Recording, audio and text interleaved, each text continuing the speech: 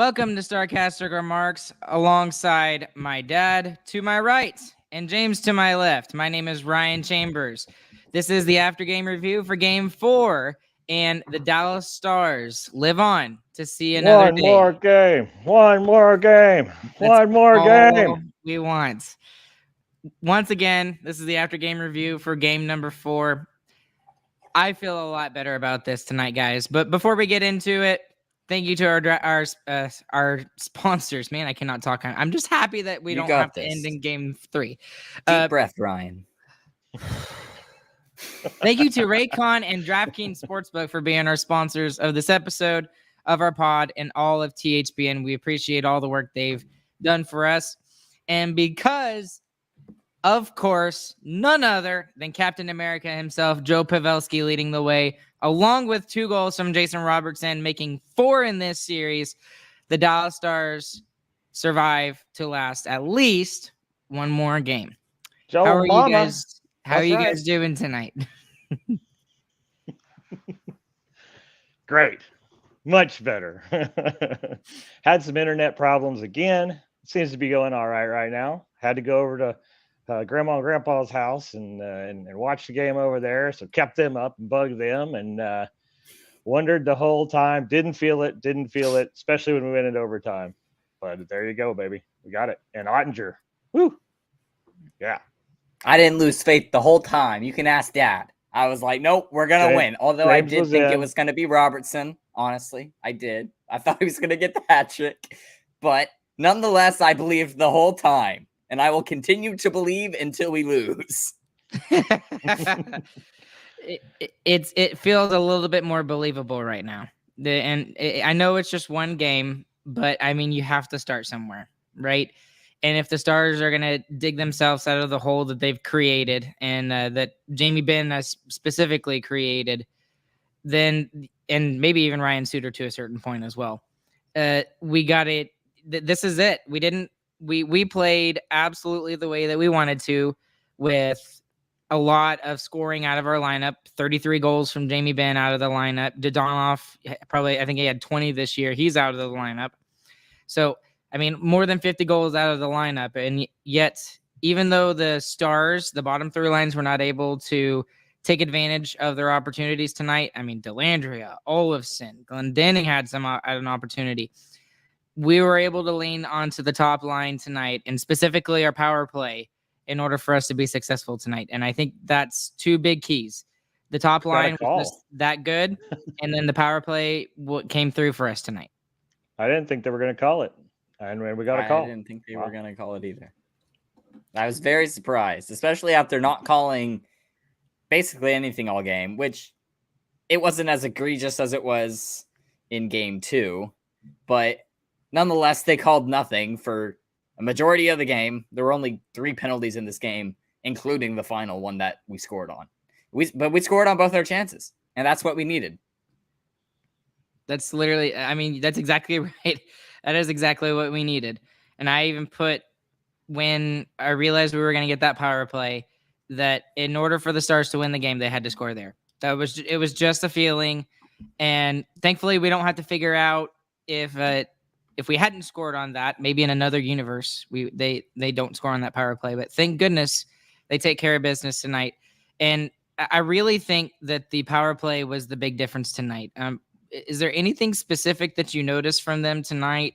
Because I mean, Jason Robertson. What? even on that last one's all him. They lose the puck on the boards, but he dives to bat it to keep it in the cycle. And then it goes to Hens. He gets the chance in front of the net. He goes around behind, passes it up to Heiskanen, and Heiskanen passes to Pavelski, slaps it in. I know he had 11 shots on goal somewhere in the early part of the 3rd period. I don't know how many he ended up with. Ended with 11 too. Yeah. Crazy. Good. Now, yeah, unfortunately, it might be too little too late, but at least when we really needed him to finally... at least when he finally figures it out, maybe Jamie Benn just had to cross-check somebody in the neck in order for him to wake up. He wakes up at the right time, and he was throwing everything on net, which is something that we've been asking him to do for weeks now. We've been asking him for weeks. Just throw it at the net, and he did. I mean, and not He all got the his, time he they got were some confidence. Yeah, he got some confidence back, and then he started shooting again. So that's Yeah. wonderful. And it was so frustrating to me because I didn't watch most of the game tonight, so I was watching like the stat sheet pretty much. Like probably like almost 10, close to 15 minutes in the game, the first line had no shots on goal. And then they get that one little shift where they get a couple of shots, they draw a penalty, and then they go and score. I mean, that's all we need. That's what we need. We need them to be in the other zone and take shots on the opposing netminder because both Robertson, Pavelski, and Hentz all have crazy good shots. And for them to have no shots through almost the first 15 minutes of the game is kind of inexcusable. Yeah, in our building, so we get to match them up with whoever we want. So yeah. Yeah, so the first line came through for the Stars tonight, and that was a big storyline. We talked about the power play for a little bit, but another couple of things that we need to discuss is just the fact that Ottinger was way better tonight. I mean, he made the mastodonic saves, in the words of Razor, that we really needed him to make. And I mean, it took him a couple of games to get back into the right mindset, the right frame of mind, however you want to say it. And he was excellent tonight. He was following his rebounds. When he did give up a rebound, he was there. He was on it. And then the 2 goals he gave up, you can't really blame him for, especially that second one. He had absolutely no chance. And we'll talk about the reason why he had no chance here in a second. Yeah, there were a couple of heart in my throat moments there when they got some open shots on him at the end, and he made it. He made every save. Got the ones we needed. So let's go ahead and talk about the reason why that second goal was scored. And I don't. He's so flip floppy. It makes me mad. Ryan Suter. I want to praise him, but I can't. He gives up a goal in game 3 that is his fault. On the ice for both goals against and no goals for. Or maybe it was game 2. Game 2, sorry. And then game 4 tonight is like, dude, this is like completely in no man's land. He's like, woohoo, hello, wake up, somebody. He doesn't take the puck. He doesn't take the man. He's not even facing the freaking play. Come on now. Well, it was kind of a weird one because he got slashed in the back as Marchessault went by. He slashed him in the back, and he spun around on that, and right at that moment, puck came across. So I'm not making an excuse for him. He should have had better positioning, no question. But I did notice on the replay that Marchessault had kind of slashed him across the back right before that. So it was just like, why wasn't that called? That was weird. Yeah. James, you were specifically talking in our group, maybe it was you, that you didn't really like the play of the second line tonight, that second line of Seguin, Domi, and Johnston. And what specifically about it did you not like about what they were doing? Well, you see, Ryan, that wasn't me because I didn't get to see the game till I watched the last 5 minutes in overtime. That's what I got to see. Otherwise, I was on the so maybe it was Zach. I don't know who you're talking about, but okay. Me. Zach, you got to start remembering these names. We need help here. Last episode, it was just as bad. I know. Sorry. Yeah, he was just noticing that I know that he said that Seguin looked slow, and I agreed with him that he did look pretty slow. I mean, it's kind of thrown together line, which you're going to have one when you have 2 people out like that. So they're struggling a little bit. That did mention that to me in the third when I finally got to be able to watch the game. Is like Johnston hasn't done all that much, and I'm like, Johnston's playing with a completely different line for the first time the entire season. He's played with Ben in every single game, I'm pretty sure. Every single game into this point. And he's finally playing with a different set of players. It's going to look rough, but it'll be better next game. And he had his chances in this game too. He had a couple of good shots. Yeah. One player in particular that was actually really noticeable tonight was Freddie Olofsson, which the chat is kind of singing the praises of right now. Yeah. Oh, He was yeah. excellent tonight, and he probably could have put it away in regulation. Just under 2 minutes to go, there was a Almost really did. big chance for Freddie Olofsson. What did you like about his play tonight? Either one of you. I mean, I said this in our last podcast, I'm pretty sure. I mean, he's big. He plays physical. He's going to play well into this series. I mean, that's how it is. Our team before, I mean, with all these fourth liners essentially that we got on here, we're a little bit heavier in terms of how hard we hit because that's how they kind of have to play. But the way the games are play to his strengths, and he showed up huge. Yeah. Interestingly, even in the intermission reports, the ESPN analysts were noticing him for shots on goal. He had quite a few shots on goal, and so that was good. And then he did get that chance at the very end of the third. I really thought when that didn't go in, I thought we were in for another bang bang, almost win and lose play, but it didn't happen that way. I'm grateful. Do you think that he comes out of the game once Ben's suspension is over, assuming we win Game 5? Yeah. You think he comes out? Yeah. Yeah. I mean, which would really the suck problem because is he was very noticeable. Yeah. The problem is you're picking between him, Dellandrea, and Kiviranta. And like, no offense to Olofsson or anything, but the other two have played the entire season on our team.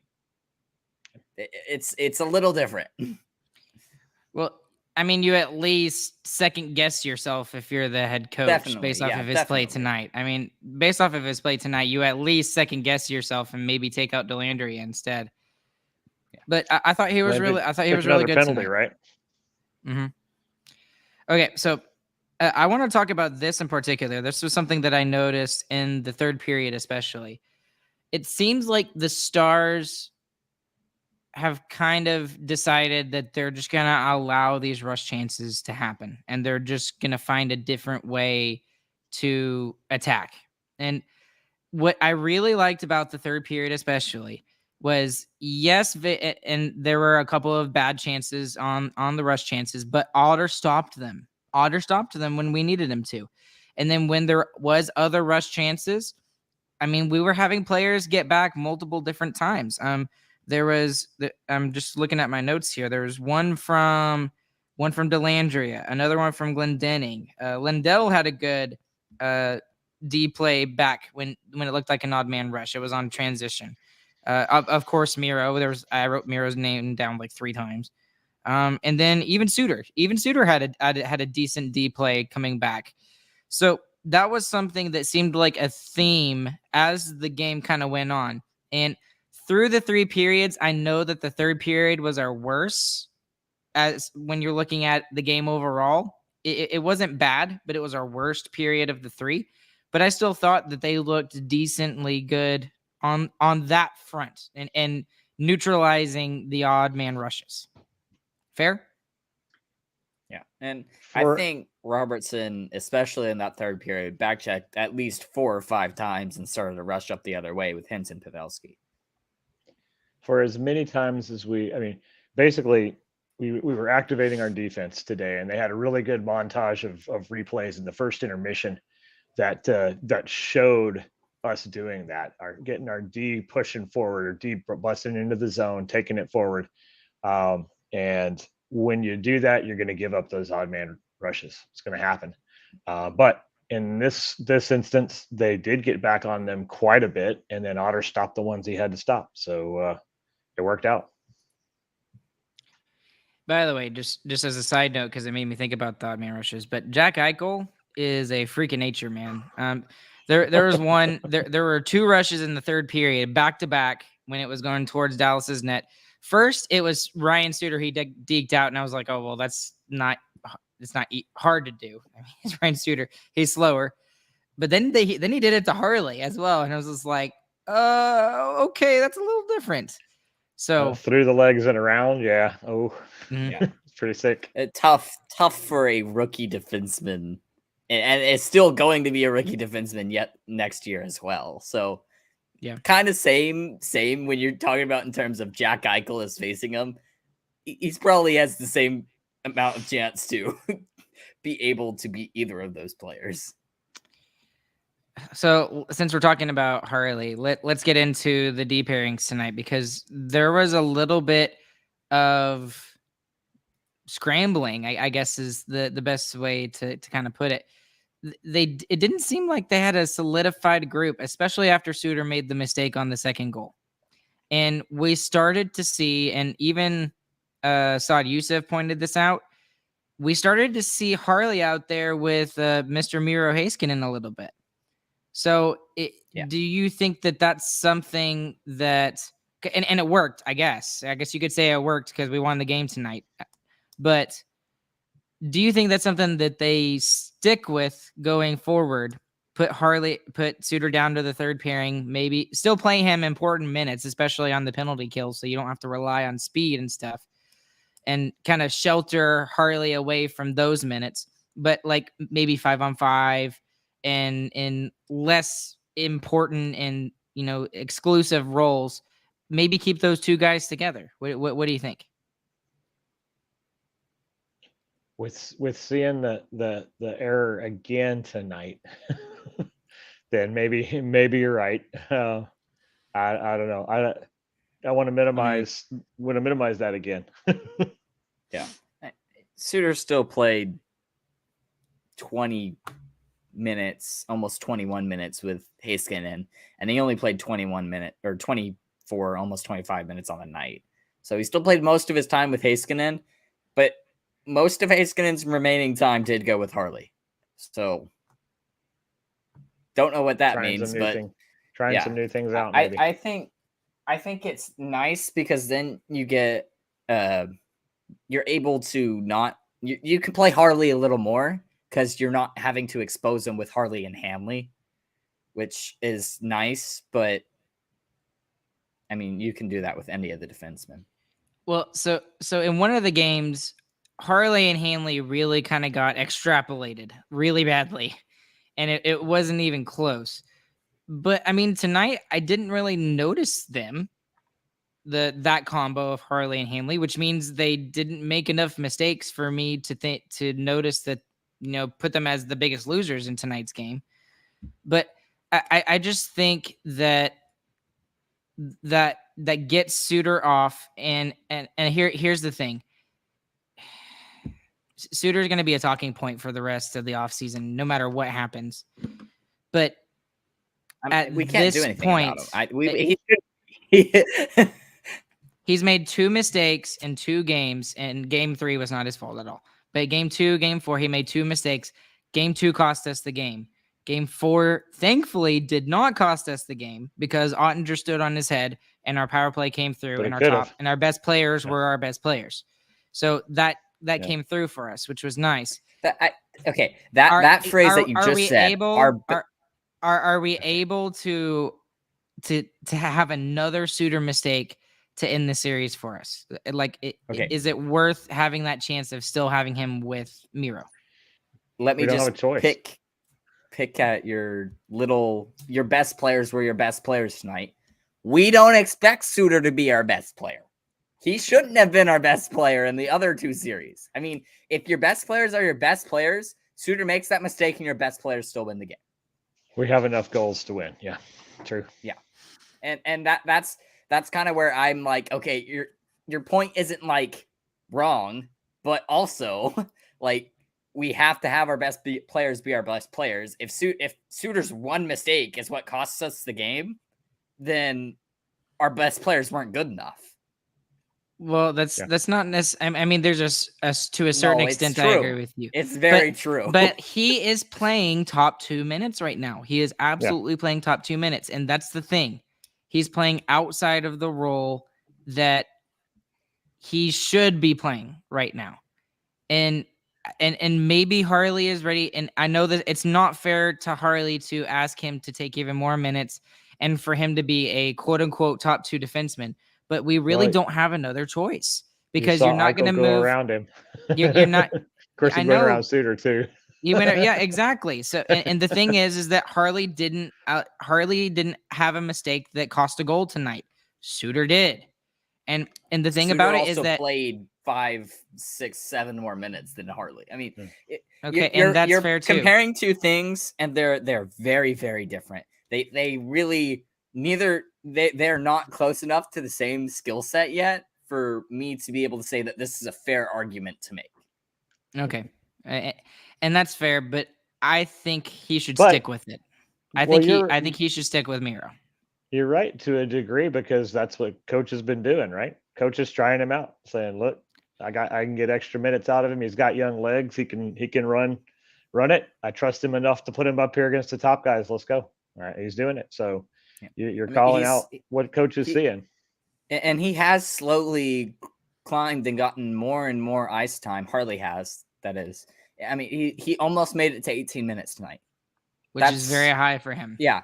I mean, he started the postseason at like 15, right? I mean, he's getting more and more. That we're slowly building him up, and he's looking good. And that doesn't sound significant if you're not a hockey fan and you don't understand. But most shifts last 30 seconds to 45 seconds. I mean, that's a whole 4 to 6 extra shifts in a game, and that in and of itself is very significant. So I would like to see that continue, and I don't know. I just think that it's Harley's time, and again, it's not fair for him to do that, but we don't really have much of a choice because you're not going to put Lindell up there. You're not going to put Hakanpää up there. I'm sorry. Those two guys work well together, and I know as slow as they are, but again, they were good tonight. I didn't notice them making huge giant mistakes, so they were good tonight. So keep them together. And the problem was Suter. So if you can fix it by throwing Harley up there or Hanley up there, I mean, who are you going to pick? Harley, obviously. So maybe that's 6. I don't know, but we need to move on. Lindell and Hakanpää played well, and I saw multiple good defensive plays by Lindell for sure. And like you said, I didn't really notice Hakanpää, but that's not a bad thing. So if we didn't notice him, it means he did his job a lot of the time because he's not an offensive guy. So.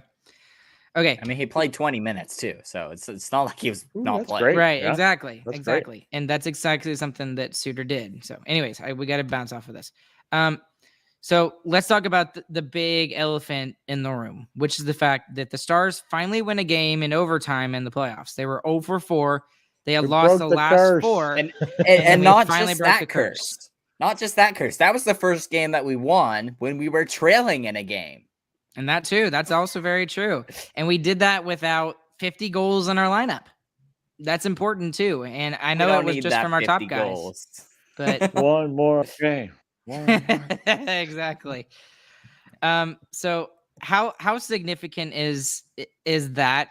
I mean, I know it's important that we won the game, but especially confidence-wise, like if we are to get back into this series, how big is it that the Stars were able to win the way they were? They were able to come back down 2-1 in a game they mostly dominated and they deserved to win.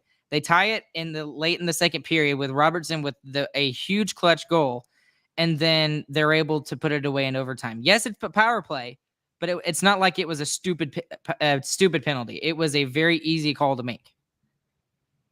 Biggest confidence builder is for Oettinger. He stayed in the whole game. He made all the saves he had to make, and we have to have that. He's gonna have to do it, and every single game. I think that's the biggest confidence builder right there.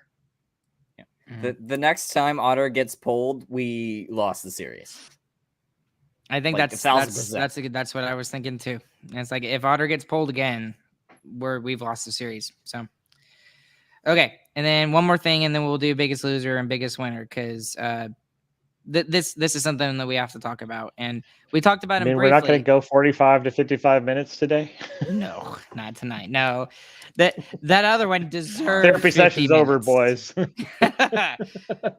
But Jason Robertson, yeah, and he absolutely deserved to be talked about. Oh, my heart, and we talked about him so much in the regular season, and it seemed like every other night he was the biggest winner. We have not been able to do that a lot in the postseason. Most of the time it's been Hintz, Pavelski. I know Pavelski gets the game-winning goal tonight, but Robertson was everywhere tonight, guys. I mean, he was did ridiculous, everything. He did everything that we saw in the regular season and more. The biggest thing that we always talk about is that he has the offensive side, and he's shot, what is it, 12 tonight, James? 11 shots. 11 shots on the tonight. night. 11 shots on the night. But then you always look at the prime games that he has, and he always has that one defensive play that you can look at and say, that's why he is one of the best players in the NHL. And none more important than that block shot late in the third period. I mean, just completely sprawled out, diving, desperately trying to win this game. I mean, who knows? Maybe that goes in the back of the net if he doesn't block that shot.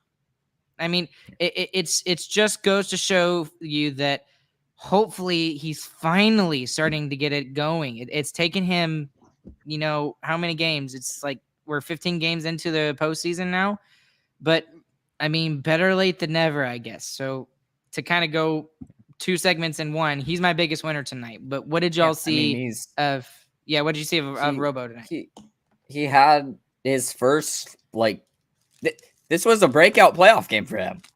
I mean, we know how good he's been in the regular season. We haven't seen that in the playoffs even last season and this season, all the way up into this game. I mean, he was racking it up with the first couple of games. He got a goal in consecutive games. Okay, great. And that's awesome. But what we see from Robertson is we see these multi-goal games, and we see these multi-point games where he just takes the game and he's like, no, I'm winning this game. And that's what he did tonight. He was like, and more tonight for me, it was more, no, I'm not losing this game.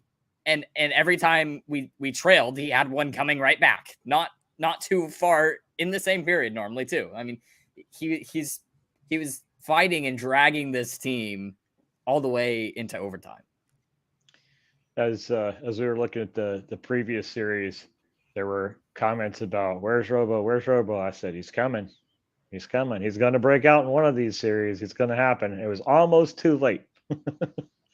But he started at the beginning of the series in the 2 losses, and now here we go. He's got 2 in the big win. So let's just keep it rolling. Yeah. Right when we really needed somebody, he finally breaks through for us. And maybe we can look back at the end of the series if we do win. And again, we're all being really hopeful at this point, because all Vegas has to do is just win one of the next 3 and the series is over. And they're not going to do it. James. But they're not winning.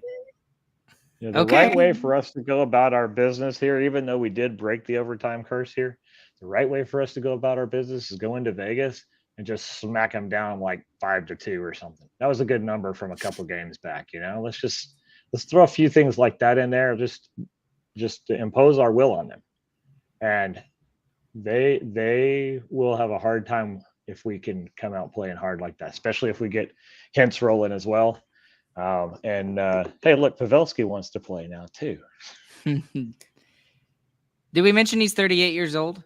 I don't think we have. Ridiculous. Again, I know that everybody's going to remember him as a San Jose Shark, and they very much should, because he played for that franchise for over a decade.